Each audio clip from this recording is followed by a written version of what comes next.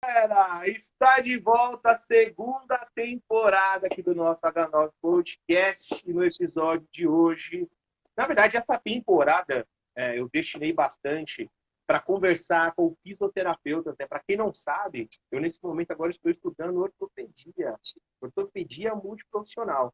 E a gente falar um pouquinho mais para frente por que disso. E aí eu resolvi trazer aqui amigos fisioterapeutas para que a gente possa prosear um pouquinho falando sobre prevenção de lesão, reabilitação, performance, para que você possa e para que nós possamos atender melhor os nossos clientes e os nossos atletas. Bom, a nossa convidada de hoje é a Elisa Pilarski.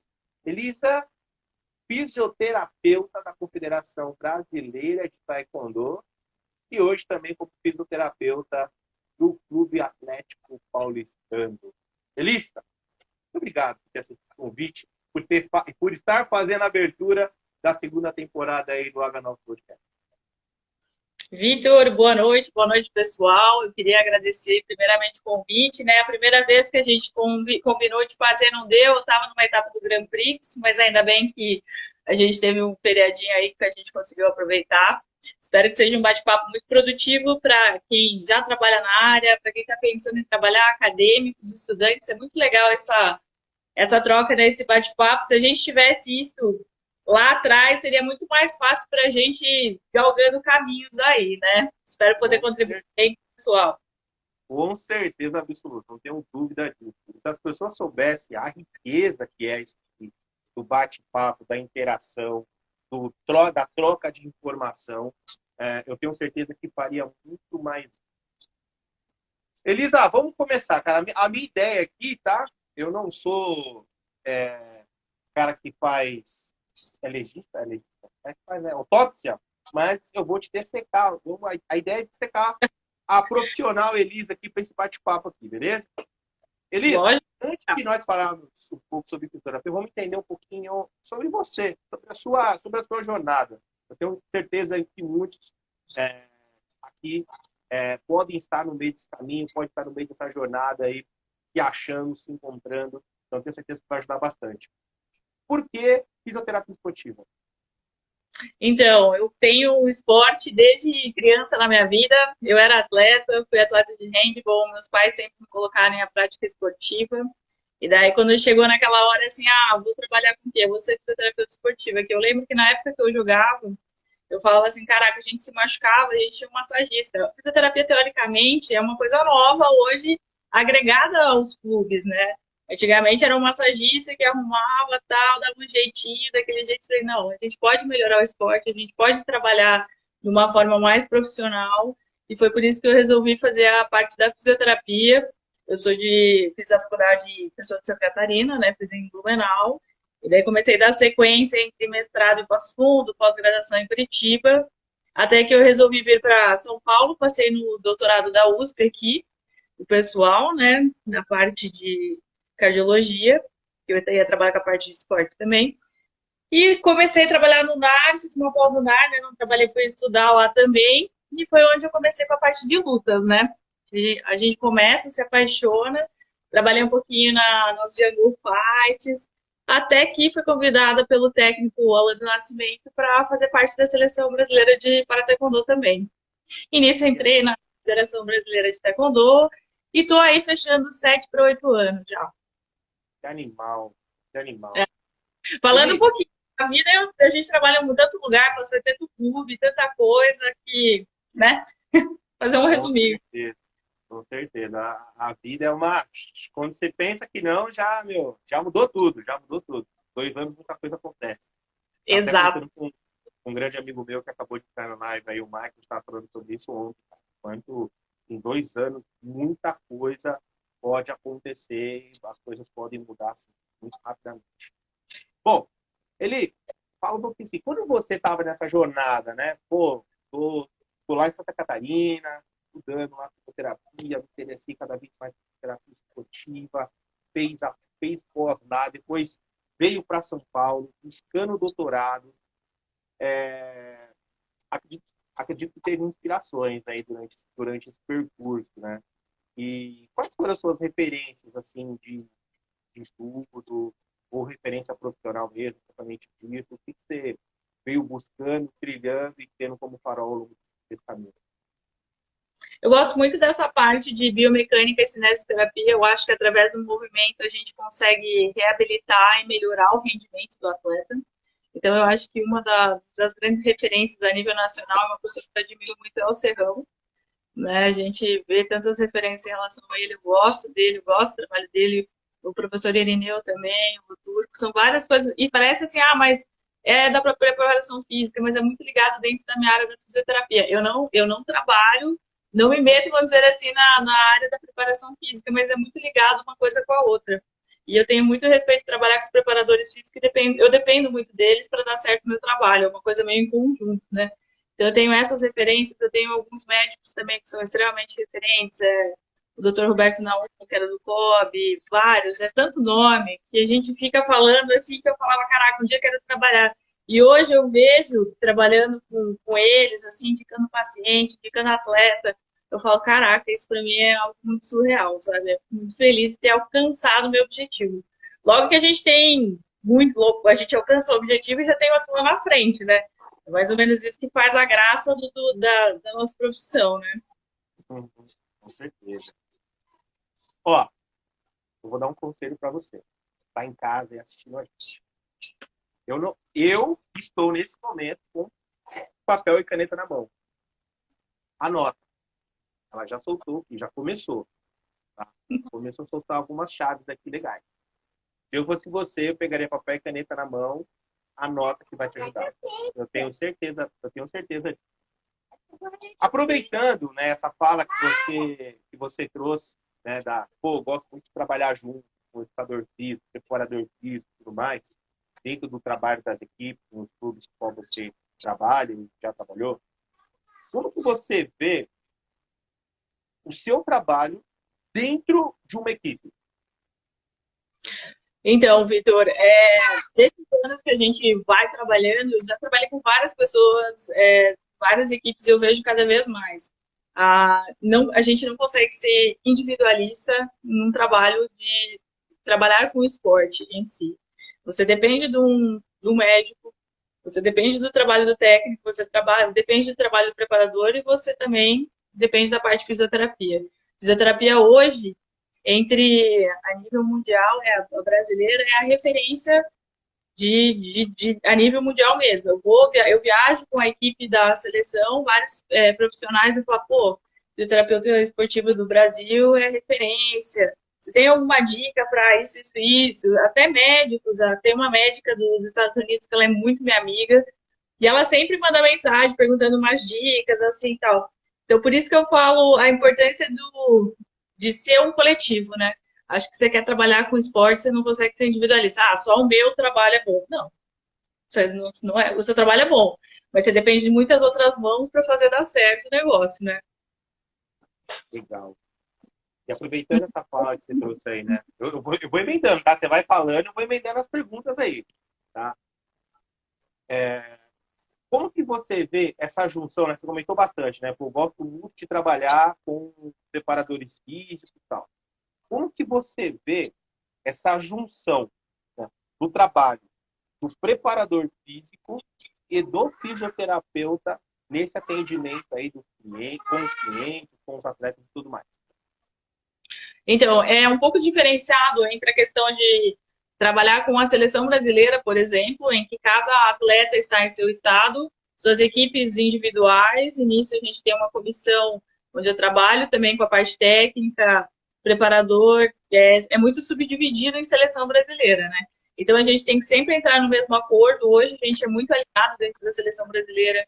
A gente tem um analista de desempenho que é excelente, que fica vendo e monitorando os treinos dos atletas através de uma plataforma que os preparadores deles fazem lá. Então, eles vão respondendo através de questionário, formulário diário, para ver como é que está indo os treinos. Nisso também a gente vê questão de volume, de carga, de treino, de lesão, como é que está indo ou não. Essa parte é um pouco mais difícil, questão de seleção brasileira, porque está todo mundo espalhado, né? Alguns atletas são da minha equipe, eu sou da equipe deles, então é mais fácil de eu ter esse controle. Mas, por exemplo, que nem no Paulistano, eu trabalho diretamente com a parte médica, os técnicos, preparação física, então fica muito mais fácil da gente fazer um controle melhor em relação a isso, né? Em relação à minha profissão, vou dizendo, né?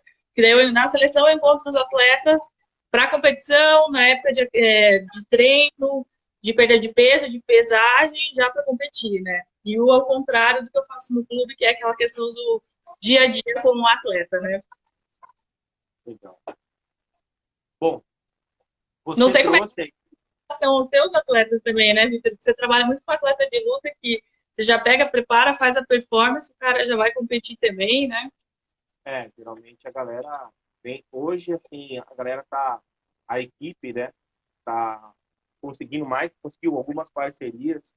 Isso é legal, que trouxe fisioterapeuta para ajudar bastante a galera na questão do recover. Uma coisa que você trouxe aí que é fundamental, que eu faço bastante, que é a questão do controle de carga do treinamento. Porque, por exemplo, né, trabalhei muito atleta de MMA.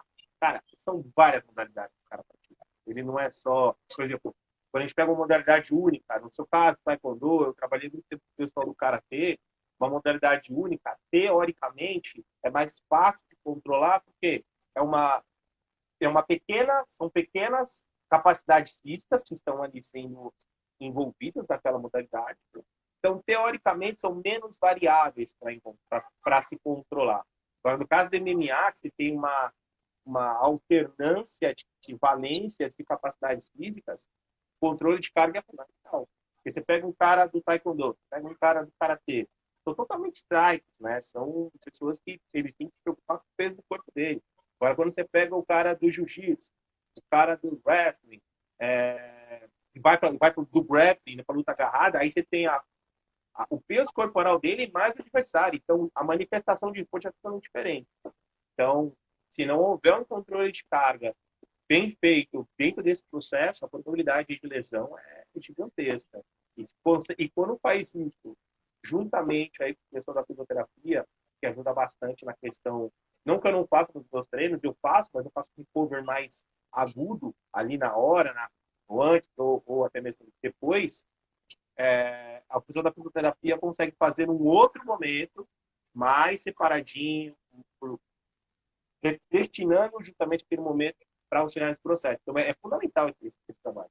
Ou quando até está com uma lesão, a gente trocar informação do que está sendo feito, ou de ele se lesionou, está saindo da reabilitação, como é que está, relacionar os níveis de força dele, para ver que tipo de trabalho dá para ser feito. Esse trabalho eu vejo como de fundamental importância, essa junção das duas profissões.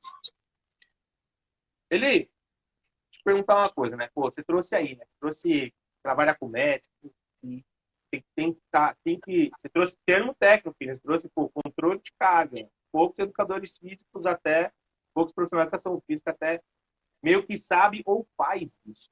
Tá? Como que você vê a importância, tá, do conhecimento, tá, desses conceitos de todas essas áreas? Então, pô, eu sou fisioterapeuta, então eu tenho que saber somente fisioterapia? Não, né? Trabalho com vários profissionais. Como que você vê isso? A importância dos conhecimentos das áreas? Então, Vitor, a questão hoje a gente trabalha dentro da fisioterapia esportiva muita parte preventiva.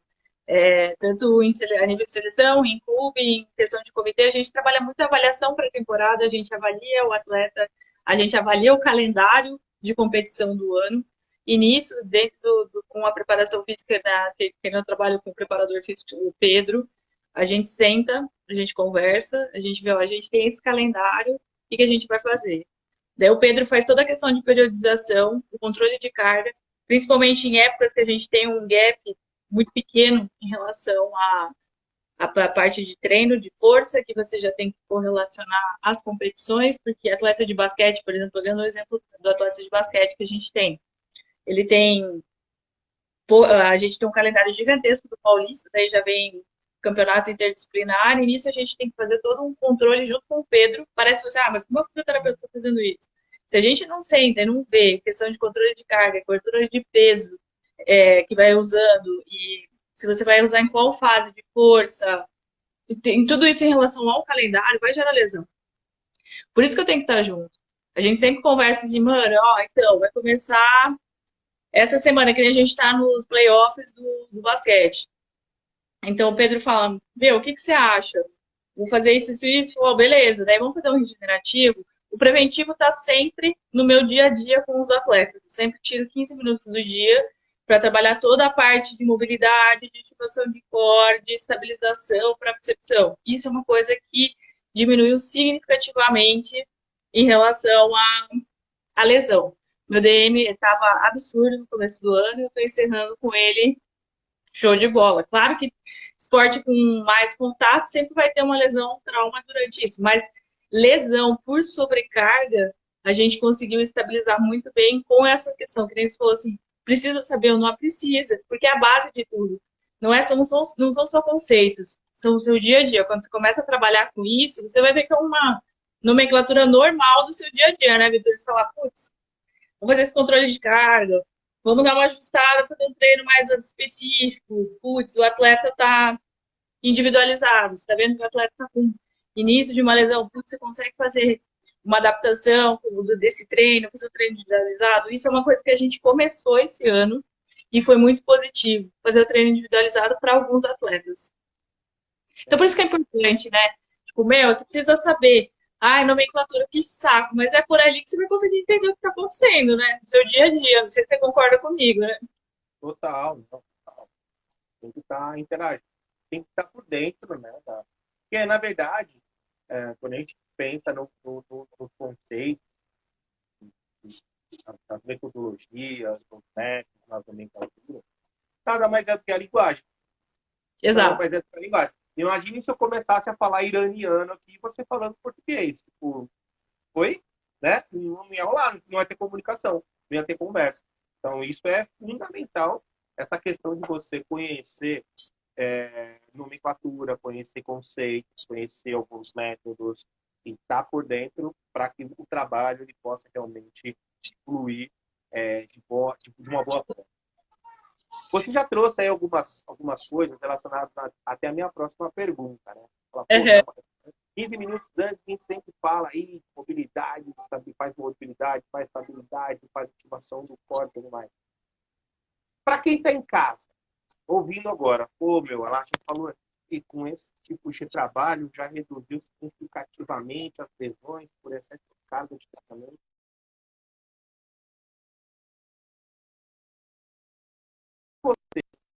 Na sua visão, você acredita quais são os pontos chaves quando a gente pensa em prevenção de lesão no âmbito esportivo? Então, Vitor, eu acho que, primeiramente, a gente precisa entender a modalidade que a gente vai estar trabalhando, para você conseguir entender o que você precisa identificar no atleta, e nisso você fazer. Claro que existem as avaliações que a gente faz, tudo certinho, mas você precisa entender especificamente o atleta, o grupo, principalmente que a gente trabalha muito em grupo, e ver o que está em maior déficit dos atletas. A gente consegue identificar isso. No dia a dia com o atleta, você com o seu, a gente consegue ver, putz, esse menino aqui, tem uma diminuição de amplitude de tendão de calcâneo que está influenciando diretamente no joelho dele. Então, são coisas que a gente vai aprendendo e vendo no dia a dia. Claro que a gente precisa estudar, mas eu digo, a literatura com a prática não tem coisa melhor, né? Porque você vê lá e às vezes nem sempre bate a mesma coisa. Você fala, caraca, mas é isso, mas tá estranho, né? Mas olha ali, você vai lá, faz os testes e você vê que é uma compensação. Você tem que ter muito essa visão, esse olhar clínico e conversando com a equipe, né? Você vai ver, às vezes eu não estou no treino físico que o preparador físico está passando. Daí o cara relata para mim, puta, Elisa, esse agachamento que o cara tá fazendo aqui, ele tá dando uma compensada. Você consegue dar uma olhada nele para mim? Daí eu vou dar uma olhada, a gente vai ver, a gente vai trabalhar junto. Existe tanta compensação, só que eu acho assim, Vitor. Uma coisa minha, não sei se você concorda, mas se você pega um atleta em formação de base, você consegue modificar algumas coisas dele em relação à parte estrutural, à parte biomecânica dele, de como ele é, porque ele não está formado ainda, certo?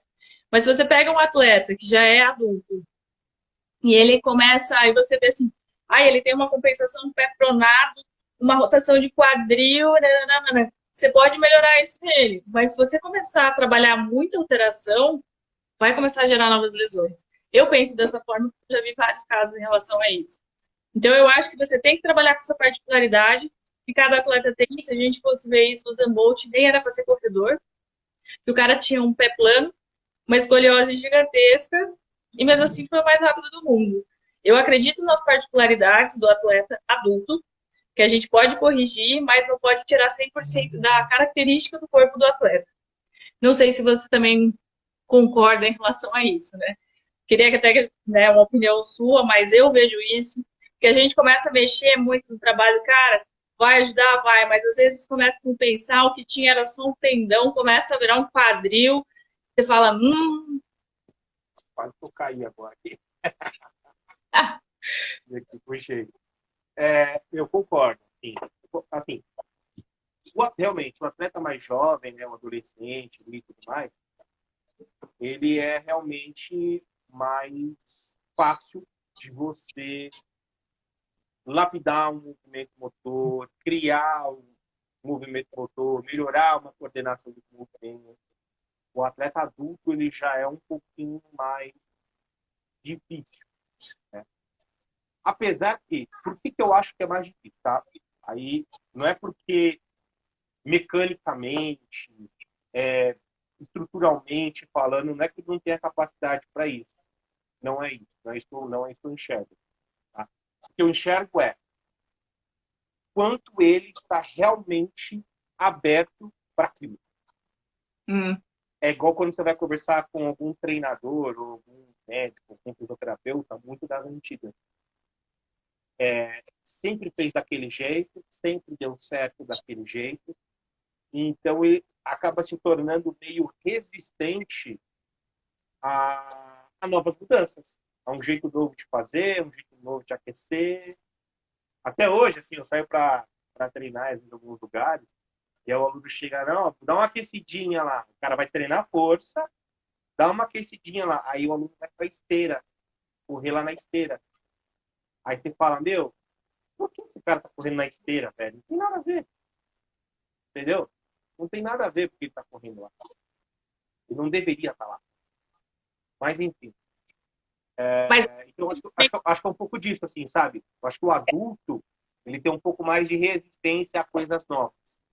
O adolescente, o jovem atleta ali, ele tá tão sedento, cara, para chegar, ele tá com tanta vontade de chegar, que se o técnico falar, meu irmão, você vai ter que fazer, vai ter que bater a cabeça na parede 10 vezes todos os dias, é isso que ele vai fazer.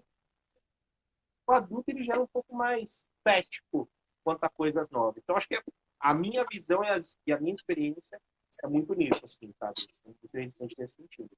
Por isso que eu acho também um pouco mais difícil.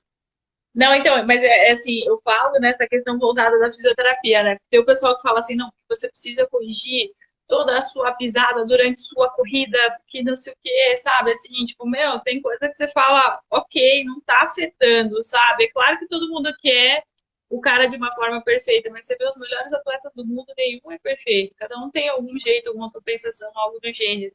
É só a individualidade particular biológica que eu sempre falo, assim, né? Eu acho que a gente não consegue uma máquina. É difícil você deixar um atleta 100% perfeito, né? A gente vai deixar Sim, perto da perfeição, mas 100% é quase impossível, né? sim, sim. Você trouxe É um bom, ponto muito. é bom de conversar, tinha que ter uma roda aqui, uma mesa redonda pra gente. Exatamente. Essa é a ideia. A ideia é fazer com que você que está em casa aí, você possa filosofar um pouco em cima desse ponto aí, e refletir também sobre esse ponto. Elisa, eu trouxe uma coisa bem interessante no começo da nossa conversa, quando eu perguntei sobre as questões das referências, né, referências de estudo. E você trouxe um ponto muito interessante, no qual também tenho essa particularidade. Cada vez mais eu tenho buscado mais esse tipo de conhecimento. Que é a questão da biomecânica, que é a questão da arte cinemática, que é a questão da biocinética do movimento. Qual que você vê a importância desse olhar, né, do fisioterapeuta e do preparador físico no seu trabalho, pensando em diminuição de risco de lesão, pensando em reabilitação, e aí depois eu trago o meu ponto intelectual. Então, essa questão, eu acho assim, o corpo é feito de movimento, a gente sabe disso, a gente vê até o nome das nomenclaturas de biomecânica, fisioterapia, toda essa questão a gente trabalha com movimentos, tanto eu quanto você, de algumas formas diferentes, mas a gente trabalha. E o que eu falo em relação ao movimento? O movimento cura, né? O movimento reabilita, o movimento ele te deixa para alta performance. Então, são várias formas que eu posso usar o movimento como se fosse um remédio, um tratamento, vamos dizer assim, né, Vitor? E que eu posso usar ele para fazer uma parte preventiva, para melhorar a minha performance, ou para manter o meu. A gente está falando de atleta de alto rendimento, mas eu posso manter um paciente mais idoso andando, tendo sua vida, fazendo suas atividades diárias que antigamente não conseguia por falta de movimento. E se a gente for ver há muito tempo atrás, o pessoal falava, putz, machucou, tá com a lombar ruim, fica parado, não pode fazer nada. Hoje, o critério de protocolo dentro da fisioterapia é, cara, você tem que fazer exercício, tem que fazer uma ativação de glúteo médio, você tem que fazer uma ativação de core, independente da idade que seja, para ver como mudou hoje em dia essa questão do movimento, né? Que antigamente todo mundo, você não pode fazer movimento, não. Movimento machuca, movimento. E não, hoje a gente vê que a gente precisa do movimento para reabilitar. Reabilitar, prevenir e melhorar a performance, né? Minha opinião em relação a isso e que eu vejo no dia a dia. Eu tenho alguns pacientes ainda idosos que praticam esporte que travavam, Vitor, porque não tinha uma atividade física específica, não tinha uma ativação de um glúteo específico ou uma estabilização de um quadril. E depois que você faz isso, a pessoa, nossa, mas só com exercício você consegue fazer, ele não é só. O exercício é a base de tudo, na minha opinião, né? E isso abre muito ponto para muitos profissionais, né, Vitor? A gente está falando, você, a gente já trabalhou junto bacana na época do Karatê, tem tanta coisa legal e tanta gente que pode, médicos que também indicam hoje muito fisioterapia. Doutor Tiago é um que caminha sempre, mas assim, faz uma ativação lá, trabalha bem, lesão grave de joelho que a gente consegue reabilitar com movimento. É muito incrível. Sem dúvida, sem dúvida. Eu vejo que para performance, biomecânica é tudo. Cara, quer dar performance? Vamos falar para o esporte também, e também vamos falar para aquelas. Vamos dar um exemplo aqui, daquela senhorinha que quer subir, que vai subir um degrau de escada. Só o fato dela ter uma disfunção ali no quadril, que ela não consegue levantar a perna direita, ela já vê que joga a perna para cima do degrau da escada.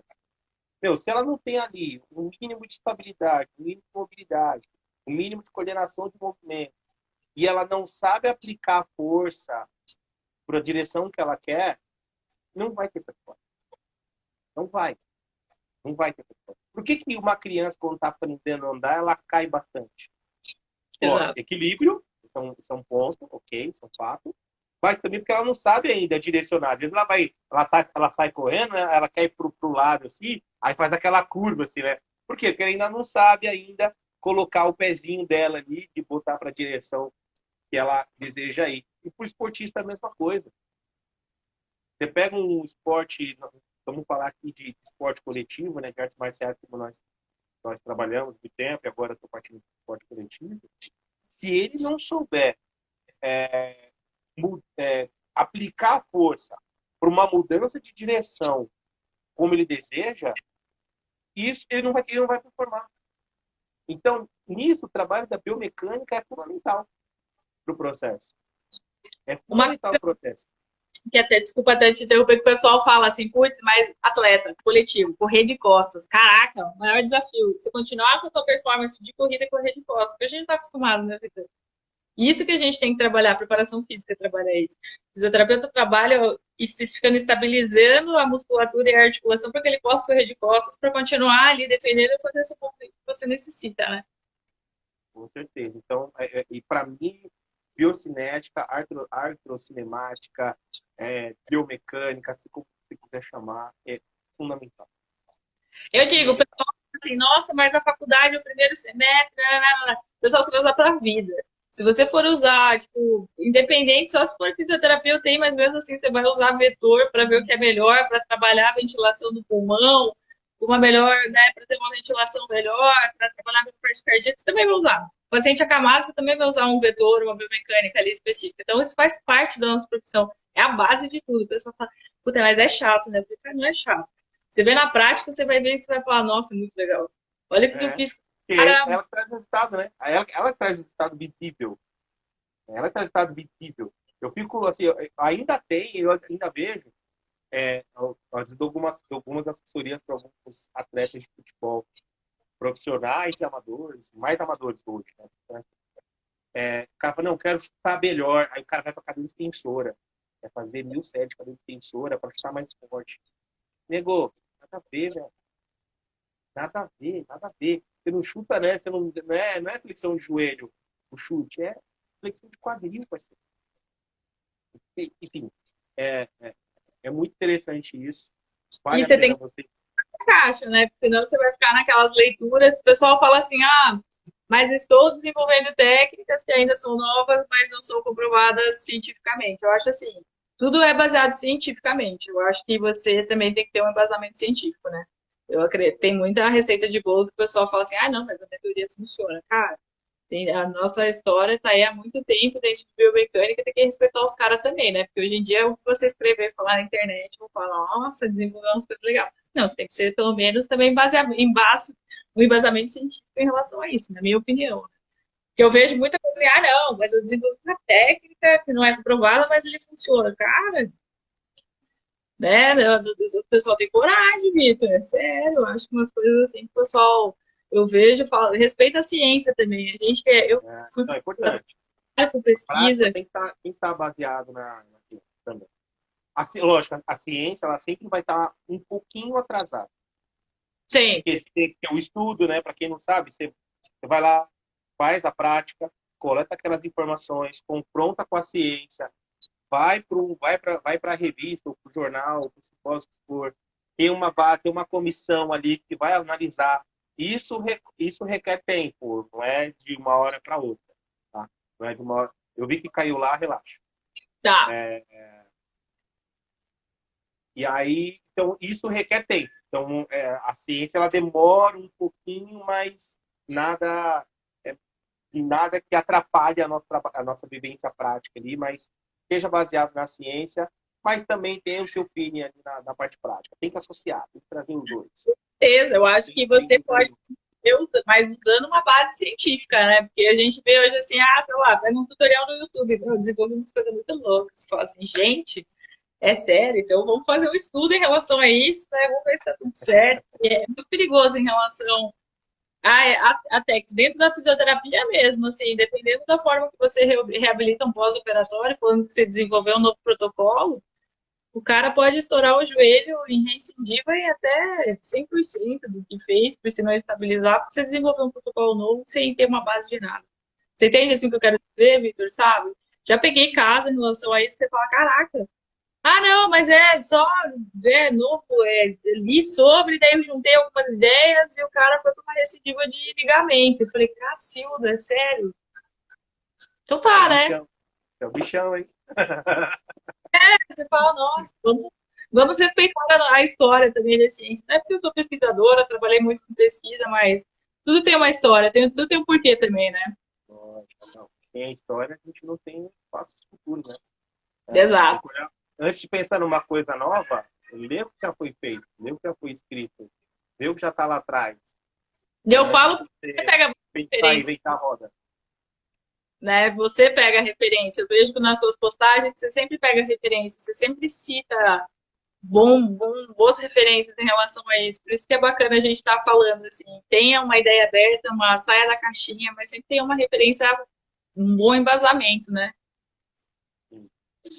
Eli, vamos sair do preventivo, tá? E aí, por alguma consequência ali, faz parte do esporte, faz parte da vida ali, houve uma lesão, certo? Então você Alguém se, quer ma- ter alguém se uma machucou, alguém se escolha, machucou. Não era o que nós queríamos, mas aconteceu. Beleza. O que que você vê como os principais mecanismos de lesões que possa acometer aí na vida desse atleta, na vida desse esportista, inicialmente do esporte? Então, hoje, na minha vivência, algumas coisas que eu peguei de risco de lesão, de estiramento de ligamento de cotovelo, de tendinite crônica de ombro, lesões que precisam afastar de atletas de arte marcial, essas coisas. Sobrecarga. Você vai falar, como assim? Sobrecarga. Sobrecarga tem afastado muito atleta e deixado no DM. Isso realmente eu fico extremamente chateado. Que ainda existe pessoas que têm aquela ideia de falar assim, não, mas deixa eu fazer do meu jeito. Ainda existe. Não digo no basquete, mas existe outras modalidades que falam, sabe? Tipo assim, não. Tá, competição, você tem que fazer 100 burpees. Fala, caraca, a competição tá aí, você vai, né? Você faz a parte técnica, você faz a parte física, você faz muita coisa, né? Às vezes essa falta de entendimento entre alguma de sobrecarga, eu acho que tá dando mais lesão no meu ponto de vista com alguns atletas que eu tenho atendido. E vários, na verdade. É a sobrecarga. A gente, por isso, vem a questão que você falou, Elisa, que você fala da questão do controle de carga. Isso. Você não vai tirar o seu atleta da sua competição, do seu treino, que vai cair o ritmo de treino dele, porque você precisa fazer o controle de carga. Porque a sobrecarga machuca, lesiona, faz ruptura de ligamento, cápsula. Então, sabe, são várias coisas assim que aí que entra a sua função, a parte do preparador físico. Eu não faço controle de carga, eu não periodizo, eu não faço a parte de treino, sabe? E para mim é essa a questão. O que mais vem machucando atleta é sobrecarga. E, e falta de folga também. Eu acho que isso influencia também, Vitor. Sabe, assim, atleta compete, treina, fica naquela bola de neve que você não tem um dia de descanso pro corpo, quase, assim, né? De alto rendimento, alta performance. Eu acho que essa parte de sobrecarga, falta de sono, hidratação, ainda tem algumas coisas que pode melhorar. Mas o maior para mim é sobrecarga. É a palavra. Quando você coloca ali, quando você já coloca a falta de descanso, a sobrecarga já vai acontecer. Né? A sobrecarga ela pode ser uma sobrecarga fisiológica, que, como você falou, poucos treinos, então já começa a sobrecarga fisiológica. Você tem ali a questão sobrecarga biomecânica. Quando eu vejo preparador de atleta de luta, principalmente de strike, e coloca a negada para ficar dando soco com elástico, que maluco quando eu vejo. Não, vamos colocar um elástico aqui, uma resistência, porque sim, se ele vai socar rápido, se ele vai socar forte com elástico, imagina sem depois. Vou ficar muito rápido, vou ficar muito forte. Para, meu querido! Para! Não, e você já tem o gesto que o cara vai fazer 300 vezes no treino técnico. Exato. Só no treino técnico, você pega um atleta de taekwondo, quantos chutes ele não dá no treino? Daí você vai dar chute 300, pro cara. 400, 500. Aí o nego chega lá na hora de fazer preparação física, o preparador físico tem a brilhante ideia de colocar uma sobrecarga lá no tornozelo dele, um elástico contra, e ele tem que fazer agora o gesto técnico com uma sobrecarga lá. Cara, você está estressando mais ainda a articulação do cara, meu. Vai estourar. Que nem vai. Porra, você vai fazer o cara pular, ele já pula o tempo inteiro. Você vai fazer ele correr, tipo, algumas coisas você precisa pegar cardio nele, mas você vai ficar fazendo ele pulando, correndo, dar chute. Eu entendo exatamente você, Vitor. É difícil isso, né? Caraca, meu. Você tá estressando, cara. Você não tá treinando. E aí vem a sobrecarga e consequência. Tá piorando. Com certeza absoluta. Então, você que tá ouvindo, assistindo, para com essa merda. Você tá fudendo o teu atleta. Para com isso, velho. Trabalha o core, trabalha o pilar de força. Trabalha o pilar de força, tudo escapular, tronco e cultura pélvica. Você vai deixar o cara soltando e chutando mais forte. Pode ter certeza disso.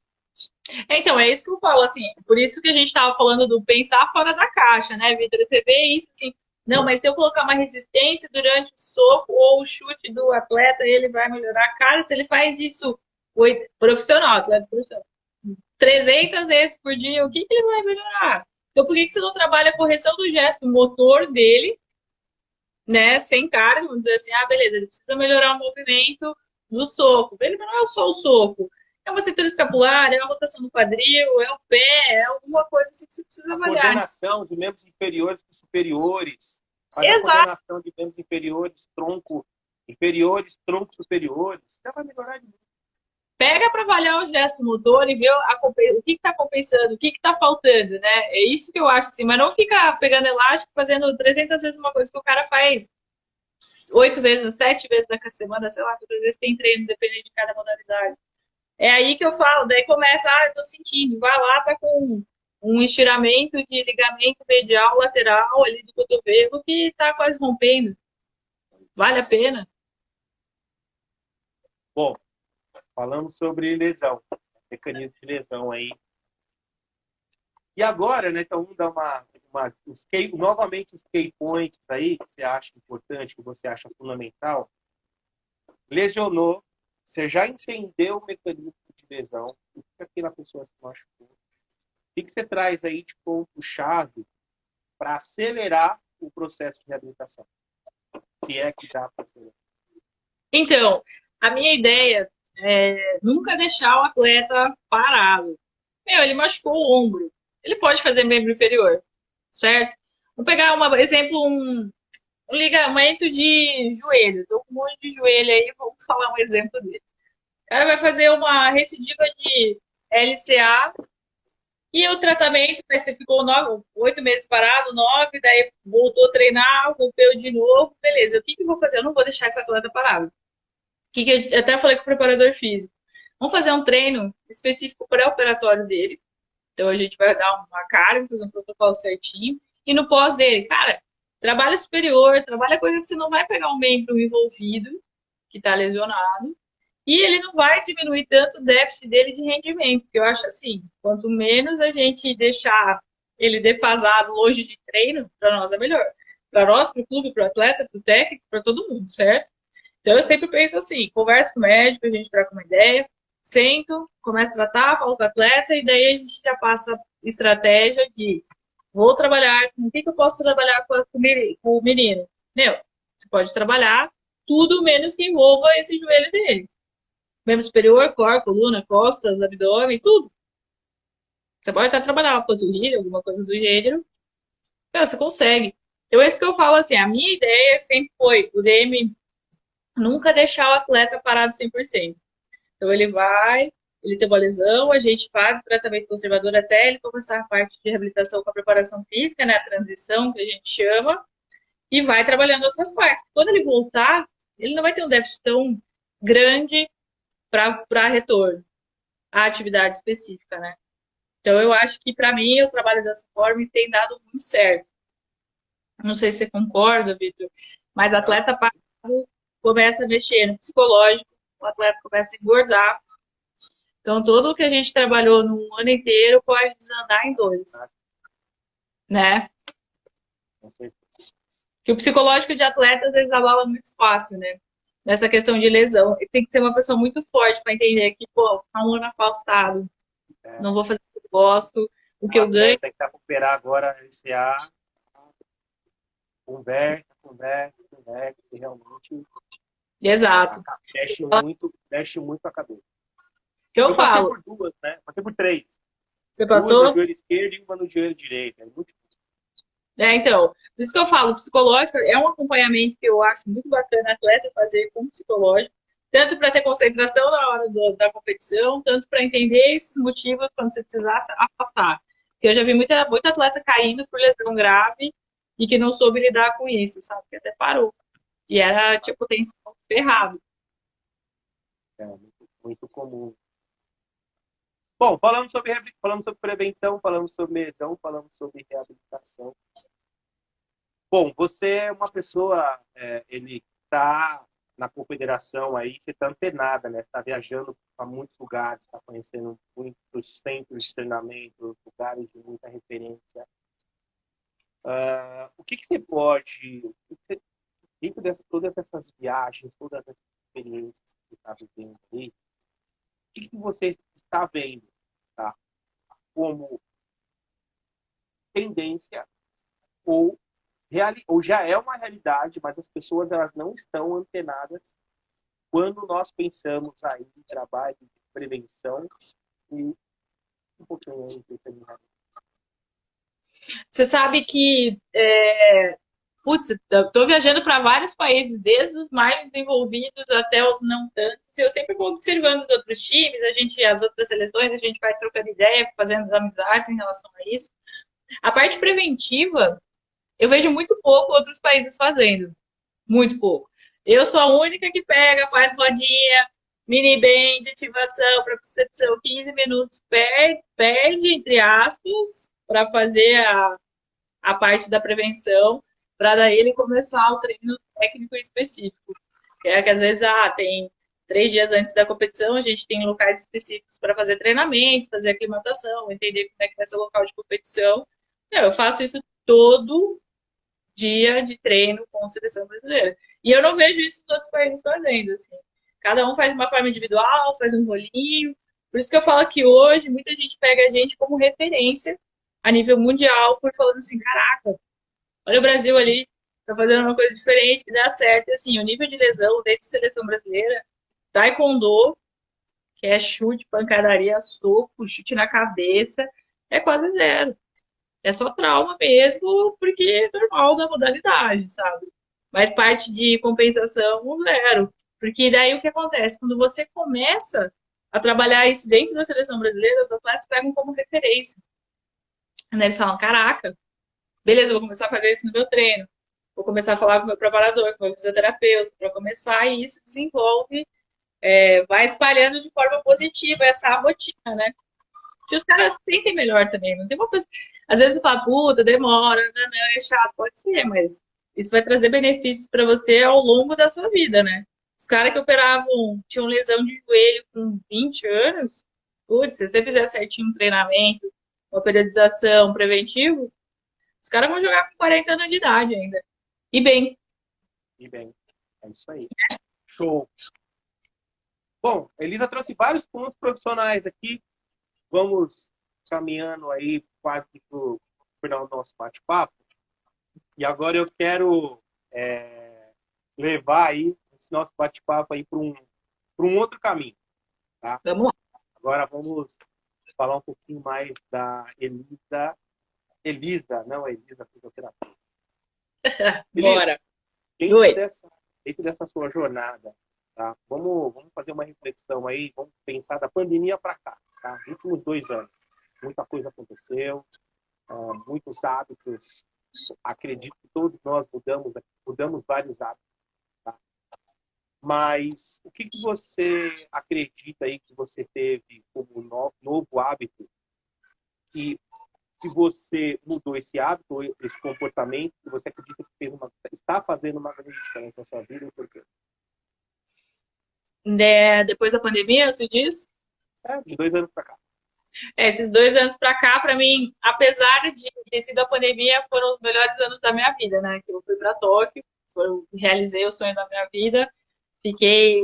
É muito engraçado que essa fase para mim do vai ter, não vai ter os jogos, eu criei uma ansiedade muito grande, que eu tive que aprender a lidar com ela. E querendo ou não, no sonho da minha vida, me abdiquei muitas coisas, nossa, pessoal, profissional, para estar com a seleção brasileira, para simplesmente os caras falarem assim, não vai ter. Fala, caramba, mentira, isso não pode ser verdade, né? Os atletas foram tão longe para conquistar, né? Daí, teve essa questão da ansiedade que eu tive que dar uma trabalhada. Nisso ainda eu tive um problema de saúde, uma das coisas muito tristes, né? Agora, por causa da vacina, eu tive uma reação alérgica surreal, assim, e, meu, foi foda, desculpa a palavra, pessoal. E Aí eu tive que fazer um tratamento específico, tal, foi ruim. Voltei esse ano no meu auge de performance de novo, porque eu também treino. Treino taekwondo, treino crossfit, eu gosto de fazer minhas atividades físicas para me manter bem e passar essa parte. Imagina uma fisioterapeuta esportiva que não treina, não faz nada, daí também não dá, né? Umas coisas meio assim, vendendo produto meio errado, né?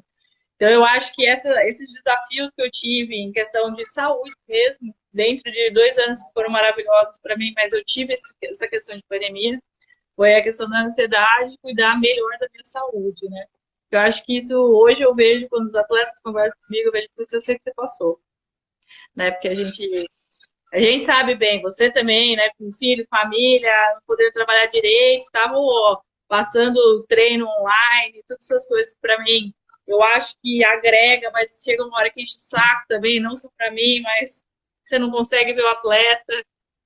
Então, são várias coisas que a gente vai crescendo profissionalmente, pessoalmente, que esses 2 anos aí puxaram para nós, né? Não sei se para você também foi dessa forma, mas eu acho que a gente fica melhor depois das diversidades, né? Ah, tá mais cascudo, né? Fica bem mais cascudo. Bem mais cascudo, sem dúvida nenhuma. O que você tá lendo hoje, Li? Hoje, eu estava lendo um livro chamado de Inteligência Emocional, que eu gosto muito, que são vários, assim, que eu gosto de trabalhar com essa parte de inteligência emocional. As pessoas que te veem como referência, não só as pessoas que você trabalha, mas também os atletas, eles escutam muito o que você fala, né, Vitor? Então você tem que tomar muito cuidado com o que você fala para alguém, né? Com certeza. Então é isso, uma coisa que eu sempre procuro estar trabalhando, uma questão de inteligência emocional.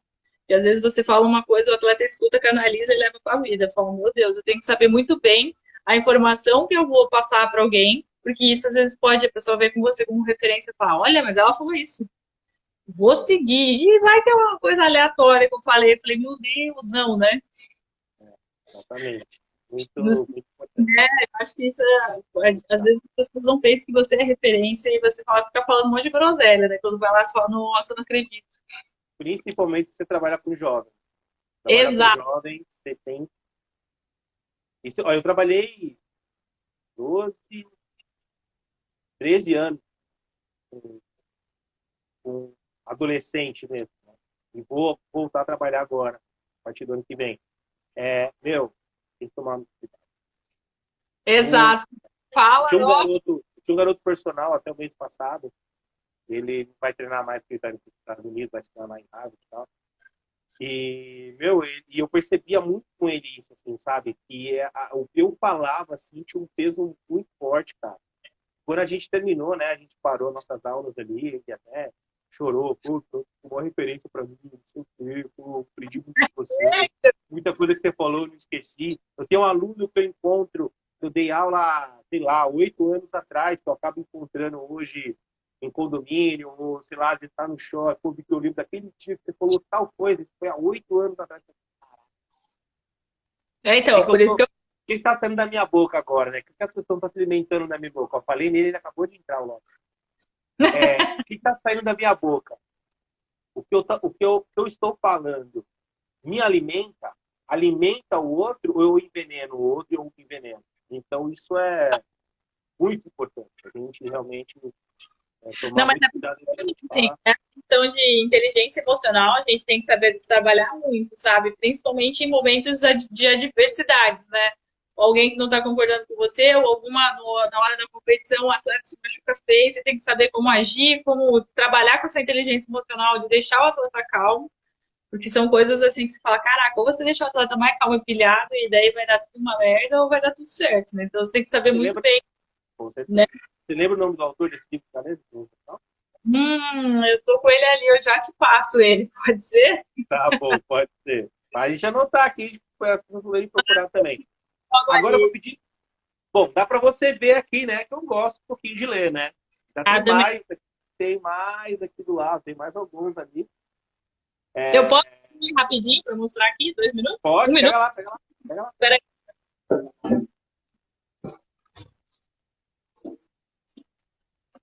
Lopes, acabei de falar de você, você apareceu na live. Verdade, ele falou bem, viu? Esse aqui. É o. Ele é o Daniel Goleman. Vou colocar aqui. Goleman, eu tava olhando ali, tava Vou Daniel colocar aqui. Goleman. Tinha que ser o Goleman. Ele é excelente, né? Ele é monstro, é louco, os livros são muito bons. E ele tem vários livros em relação à inteligência Inteligência emocional. emocional. É animal Esse eu desse. estou lendo pela segunda vez. Eu já tenho alguns lá, mas esse é o que eu mais gostei, esse azulzinho aqui. Ele é ótimo. Legal. É ótimo. Que É o é Daniel Goleman muito bom. o destino que é ser inteligente. E a gente precisa trabalhar com isso também, né? É verdade. Agora, indica um livro pra gente. E por quê? Não vale o Goleman que você já fez. Você sabe um livro que eu gosto, você vai falar, Elis é doido, O Senhor das Moscas. Você já viu? Não, vou anotar até agora. Ele é antigo, teve até um filme em relação a isso, mas fala sobre comportamento entre grupos, entre bandos, vamos dizer assim.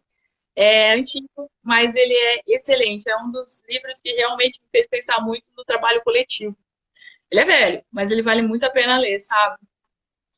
Eu Legal. acho que Gostei. porque Comportamento em grupo. Vou anotar aqui, ó. crianças que ficam perdidas numa ilha e elas se dividem em grupos. Nossa, mas acontece muita coisa dependendo do seu líder. Que teve um líder que era bonzinho, outro líder que era da pá virada. Então dá para ver o comportamento dos dois, como eles faziam para sobreviver na ilha. É animal esse livro. E tem um filme antigo também que fala sobre o livro. Quem Qual o quiser. nome? É o nome também? É o mesmo nome? Se quiser. Uhum. Vou caçar com certeza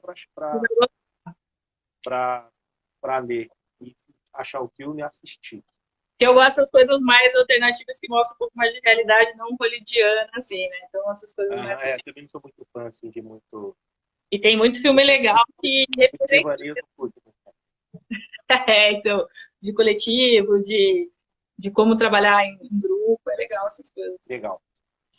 Falando em devaneio, nós vamos agora dar uma viajada monstra. Bora! Uma viajada mesmo.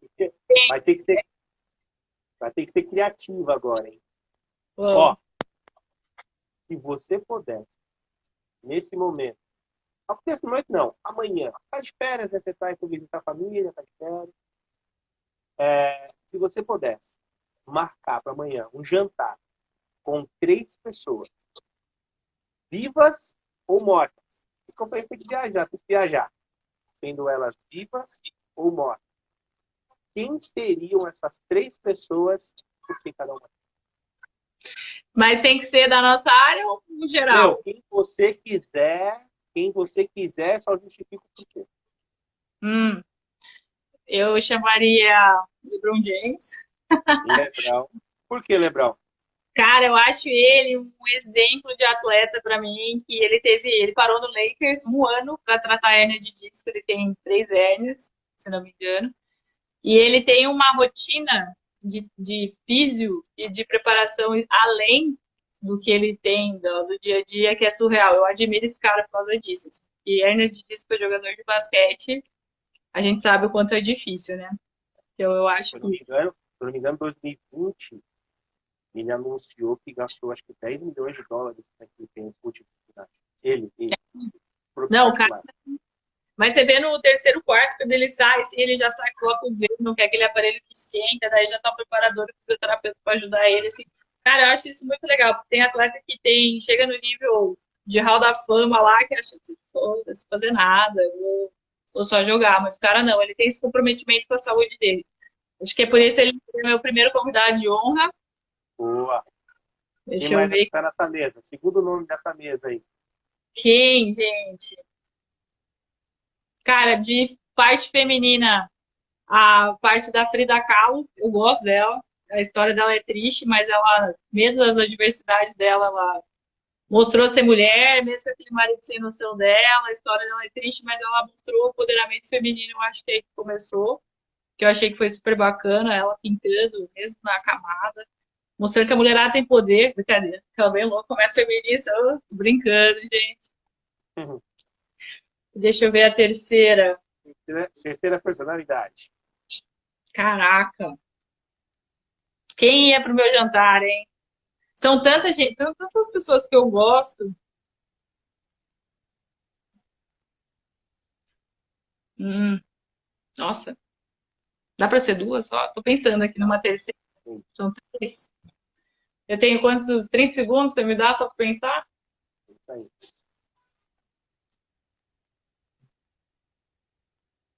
Hum, viva ou morta, né? Ai, mas é que é tanta gente na minha cabeça que fala, não se chamar esse, não chamar esse. Não me dá ideia para pensar. Então, eu fico aí viajando até. Você que está assistindo, quem você chamaria para conversar enquanto a Elisa está pensando? Quem você chamaria Ah, para não conversar? tem como aí pra... Terceiro nome. Cara, Terceiro lugar na mesa. a, a menininha da guerra lá, como é que é o nome dela, gente? Eu esqueci. Que tem o livro. Na Frank, eu acho que é ela.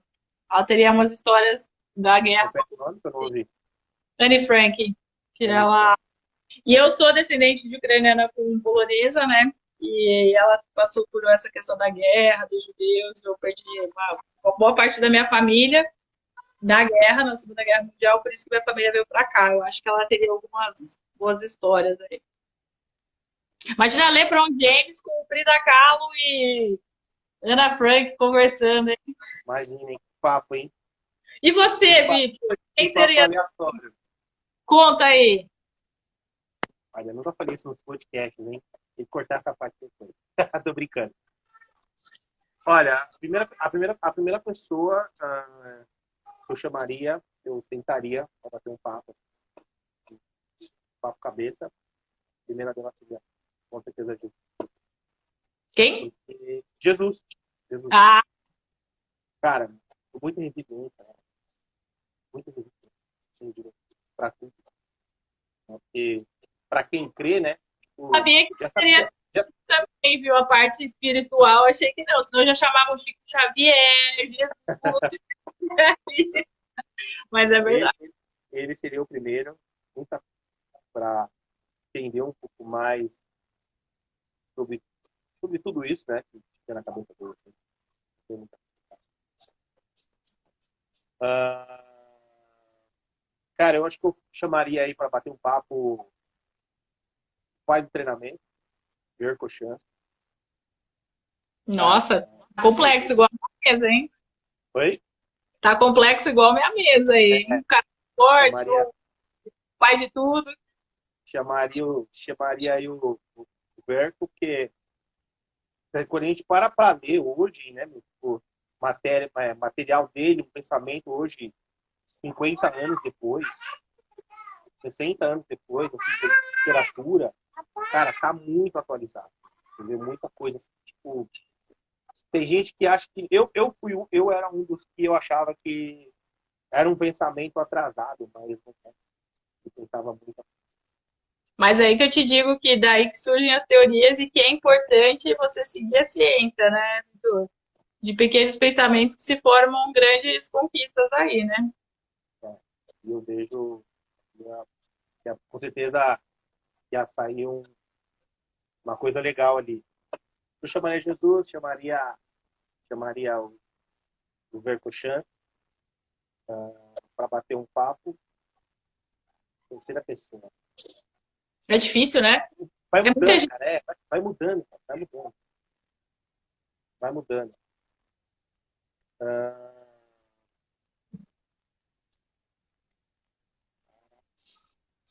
Barack Obama. Ah, o cara é bom, hein? Barack. Meu, negro, num país altamente uma miscigenação racial errada. Cara, origem simples. Conseguiu estudar na maior universidade do mundo. É, ele é bom. E pilotou brilhantemente aí, até então, maior nação do planeta, de uma maneira muito íntegra. Então, acho que eu busco essa sobriedade, assim, sabe? Essa sabedoria mesmo. É mais sentido. Acho que eu não creio, eu procurei ver com chance não para saber sobre treino, mas para entender a cabeça dele. O que ele enxergava, o que ele. No entanto, se você vê o conteúdo das nossas perguntas aqui, muito sentido, né? Muito questão da filosofia. De entender a cabeça, entender a filosofia por trás do trabalho. Essa seria os meus três nomes hoje. Pode ser que daqui a um tempo mude. A gente sabe que a gente, a cada 1 ou 2 meses, a gente muda de opinião do que a gente achava que São é totalmente o mutáveis. mesmo. E Mas que hoje, bom, né? E que exato. bom. Que bom. Imagina se é uma pessoa que fosse sua amiga de infância, lá atrás, fala, nossa, Eli, você tá igualzinha, nada mudou. Mesmo pensamento, nossa, ferrou, cara. Fala, meu, tô fazendo Ah, né? errado, né? Evolui como ser humano também, né? Não dá, pode, né? Vamos finalizando aqui esse nosso podcast, Eli. Mensagens, que mensagem você deixa aqui para aquele fisioterapeuta que está entrando na área, aquele educador, aquele profissional de educação física ali que está ali estudando e está entrando na área? Então, que mensagem que você deixa aí para os novos entrantes da nossa brilhante profissão? Primeiro, eu queria falar que eles vão fazer uma excelente escolha, né? Que quem trabalha com esporte, quem trabalha com a parte, um atleta sempre vai trabalhar bem, porque é muito legal. É um ambiente muito descontraído, assim, claro que é sério, mas é um ambiente que você trabalha muito questão motivacional, de querer mais, querer sempre. Você tem que ser uma pessoa determinada, né? Porque quando você trabalha com alto rendimento, você tem que querer, tipo, você e todo mundo querer a mesma coisa, né? E eu sou muito desse jeito. Não é fácil no começo, eu digo, pessoal, mas não deixa abalar, tipo, da puta, eu quero ir num clube de sonhos. Claro, você vai conseguir, mas você tem que começar de baixo, né? O pessoal já quer entrar, vamos ganhar R$ 200.000, ou tá no melhor clube, com a melhor equipe. Cara, não, vai devagar, porque você vai entender o processo e você vai agradecer os perrengues que você vai passar lá no começo, para quando você chegar estabilizado, estruturado, falar, caraca, precisei passar para já estar aqui hoje, né? E queria falar para as meninas também que querem trabalhar com fisioterapia esportiva. Hoje eu sou uma das poucas meninas dentro da fisioterapia, tanto do basquete, eu sou a única fisioterapeuta lá do paulistano, mulher, e da comissão técnica. E quando você vai abrindo caminhos, eles vão vendo seu trabalho, eles vão vendo sua qualidade. A gente vai ter um baile de gala agora no Taekwondo, que a gente vai, eu vou representando a mulherada, vai ser lá na Arábia Saudita. Então eu acho assim, confia no processo, as mulheres estão ganhando cada vez mais espaço, acredito eu, dentro do esporte, e isso é maravilhoso. Não sei se você concorda comigo, Vitor, mas onde existe, seja profissional, seja cabeça firme, que dá tudo certo para todos. E quem precisar, pessoal, pode também mandar ali uma mensagem, uma coisa, que eu puder ajudar sempre, eu vou estar ajudando. Eu sempre falo isso, tanto porque eu dou aula em pós-graduação, um monte de coisa. Eu falei, gente, se vocês precisarem, eu ajudo mesmo. Legal. A gente vai passando, né, galgando essas coisas, falando, não, pessoal, putz, é legal isso. Eu queria ter alguém que fizesse isso para mim lá no começo. Com certeza. E para fechar o nosso podcast de hoje, o nosso episódio de hoje, deixa para a galera aqui uma frase. Todo mundo vai ler. Uma frase ou uma filosofia de vida que você gostaria de compartilhar com as pessoas. Tem aquela frase para-choque de caminhão mesmo, ou uma filosofia de vida. Fica à vontade. Vitor, assim, eu não tenho muita frase, mas a única coisa que eu falo é que essa frase eu uso sempre, que se fala que deu mais né? Faça o que você ama e nunca será seu trabalho. Para mim, eu levo como a minha vida. Eu amo o que eu faço. De coração, assim. A gente precisa pensar no dinheiro, mas acho que eu trabalharia sem receber R$ 1, mas eu trabalharia com esporte, que eu amo. Com certeza. Trabalharia com esporte. Com certeza.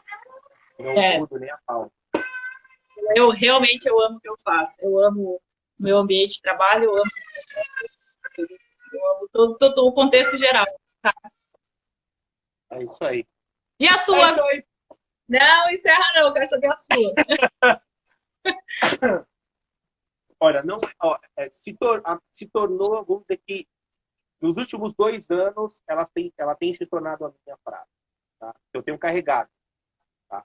Uma frase aí para a galera que é meio conectada com a internet, né? Que o Joel Jota fala muito, o pai dele falou para Bom, ele. hein? Comecei ele a Que eu seguir há levo. pouco. Posso. Oi? Ele é bom, eu sigo também ele. Então. E é que eu levo para mim é muito a questão da autorresponsabilidade. Você tem que ter autorresponsabilidade na sua vida. Então, a frase é: pense o que quiser, faça o que quiser, mas não culpe ninguém pelos seus resultados. Tenha autorresponsabilidade pela sua vida, seja ela pessoal ou quanto ela profissional. Então, é isso. A vida é a lei da semeadura, Pedro. A semeadura, né, o que você planta, Pode ser que ela aconteça ou não, mas a colheita virá. A Exato. questão é o que você está plantando? Está plantando para você colher depois.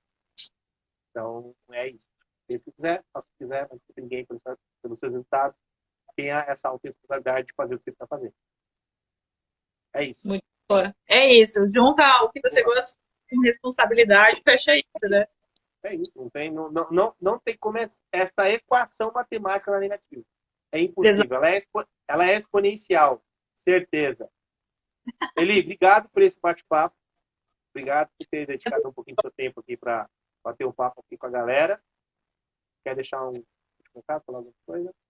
Não, já falei Não? bastante, É pessoal. Espero que tenham gostado. Vitor, obrigada de coração. Eu tenho muita satisfação em poder ser sua amiga. A gente sempre troca umas ideias. Você é uma referência para mim também. Valeu, Agradecer mesmo, viu? é isso aí, senhores. Fica aqui mais um episódio do nosso H9 Podcast. Um forte abraço e até mais. Tchau, tchau, pessoal. Tchau.